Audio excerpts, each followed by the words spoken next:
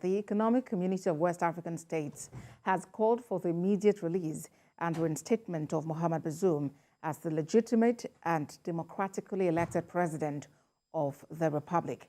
The regional body also imposed stiff sanctions on Niger Republic, which includes a no-fly zone over the country and an option to use force if the coup plotters fail to relinquish power within a week. TVC News State House correspondent Femi Akonde has more. Strong sanctions expected to strangulate the government of the coup plotters in Niger Republic have been announced by ECOWAS. The coup in Niger is a setback to recent efforts made by the regional body to strengthen democracy and reject all forms of military takeovers. President Bola Tinubu, as chairperson of ECOWAS, wants member countries to comply with the sanctions imposed and remain resolute until constitutional order is restored in Niger Republic. Disrupting the democratic order has left the people in a state of uncertainty and vulnerability. I've briefed some of you about the actions that I've taken. I'm prepared to abide by all resolution necessary to respond to this assault and to make sure that our colleague, the President Bazoum, is safe and that democracy is restored in Niger Republic. The President of the ECOWAS Commission insists Mohammed Bazoum remains the legitimate leader of the landlocked West African country. Resolve as follows. 1. His Excellency President Mohammed Bazoum remains the legitimate, elected President and Head of State of the Republic of Niger, recognized by ECOWAS, the African Union, and the International Treaty. 2. Condemn in the strongest terms the attempted overthrow of constitutional order in Niger and the illegal detention of His Excellency President Mohammed Bazoum, President and Head of State of Niger, as well as members of his family and government. Call for the immediate release and reinstatement of President Mohammed Bazoum as President and Head of State of the Republic of Niger. In the event the authorities' demands are not met within 1 week, take all measures necessary to restore constitutional order in the Republic of Niger. Such measures may include the use of force. There are fresh hopes that the regional body will find its teeth and bite. Femi Akonde, TVC News, Abuja.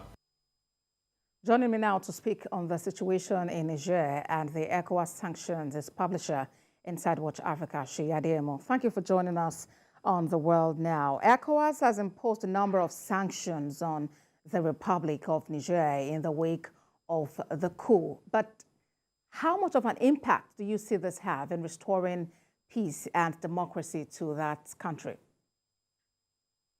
First of all, I'd like to say I am particularly happy that ECOWAS, like was reported in the report you just aired, have sort of found their teeth, and they are speaking and are showing the will to bite if need be.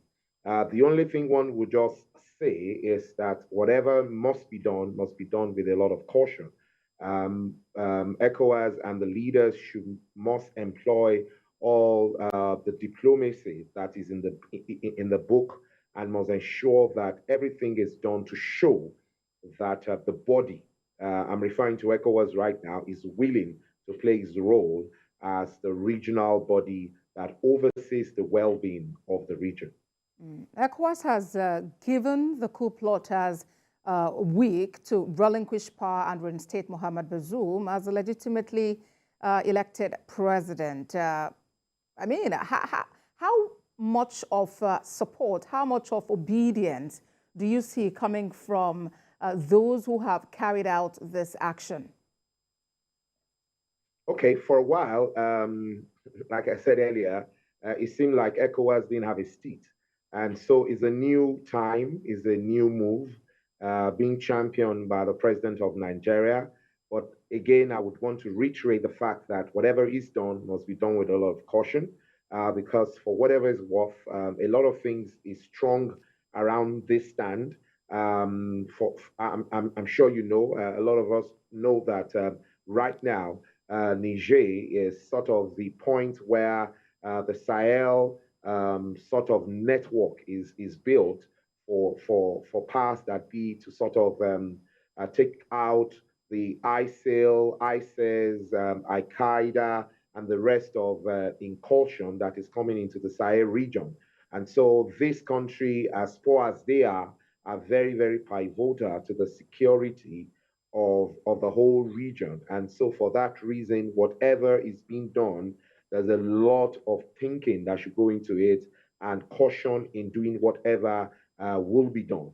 Again, I'm happy that ECOWAS is showing resolute, they're showing a resolve, that they are willing to do the right thing to ensure that the region is properly protected and democracy is entrenched in the region, because obviously it's a really, really very negative development that we're having, the spate of coup that we're having since 2000. It's something that must be dealt with decisively, and it's something that should not be encouraged. All right. And the warning coming from the coup plotters against any form of interference, whether from the region or from beyond the region, they have promised to act in no uncertain ways, particularly about whoever tries to intervene in their affairs. Just how much do you think they can go, and what could be the implication of that on peace moves? I mean, obviously it is the right thing to do, because obviously their neck is on the line right now. So they would want to sort of back and say that, look, we are, we have the strength, we have the power to protect our country. Obviously, they don't have the power to protect themselves against the whole region. The